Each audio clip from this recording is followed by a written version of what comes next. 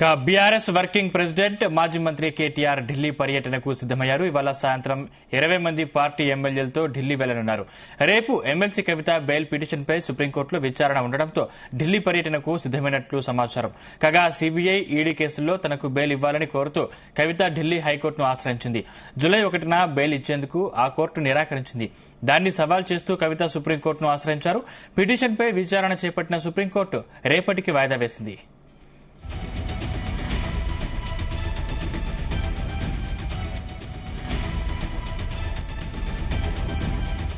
దీంతో మంగళవారం బెయిల్ వస్తుందో లేదో అని బీఆర్ఎస్ శ్రేణుల్లో ఉత్కంఠ నెలకొంది. మరోవైపు ఇటీవల కవిత స్వల్ప అస్వస్థతకు గురైంది. ఆమెకు ఢిల్లీ ఎయిమ్స్ లో వైద్య పరీక్షలు నిర్వహించారు.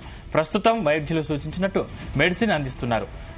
అప్పుడప్పుడు జైల్లో వైద్యులతో చికిత్స సైతం అందిస్తున్నారు. కాగా మార్చి 15న ఢిల్లీ లిక్కర్ కుంభకోణం కేసులో భాగంగా కవితను హైదరాబాద్లోని ఆమె నివాసంలో ఈడీ అధికారులు అరెస్టు చేశారు. గత 5 నెలలుగా ఆమె తిహార్ జైల్లోనే ఉన్నారు. ఇదే అంశానికి సంబంధించిన మరింత పూర్తి సమాచారం మా క్రైమ్ బ్యూరో చీఫ్ రవితేజ అందిస్తారు. రవితేజ, బీఆర్ఎస్ పార్టీ నాయకులతో కలిసి కేటీఆర్ ఢిల్లీకి ప్రయాణం అవుతున్నట్టుగా సమాచారం అందుతుంది.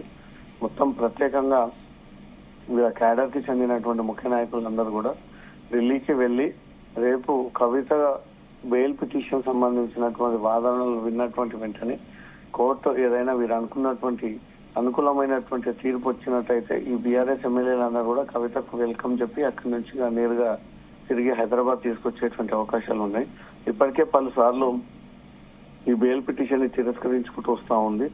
సిబిఐ, ఈడీ కేసుల్లో తనకు బెయిల్ ఇవ్వాలని కోరుతూ కవిత ఢిల్లీ హైకోర్టుని ఆశ్రయించడము, జూలై 1న బెయిల్ ఇచ్చేందుకు కోర్టు నిరాకరించడంతో దాన్ని సవాల్ చేస్తూ కవిత సుప్రీంకోర్టును ఆశ్రయించడం జరిగింది. పిటిషన్ విచారణ చేపట్టినటువంటి సుప్రీంకోర్టు మొన్న ఈ కేసు విచారణ జరిగిన తర్వాత ఈ నెల 27వ తేదీన ఈ కేసుకు సంబంధించి విచారణ చేపడతామంటూ కూడా ఆదేశాలు ఇవ్వడం జరిగింది.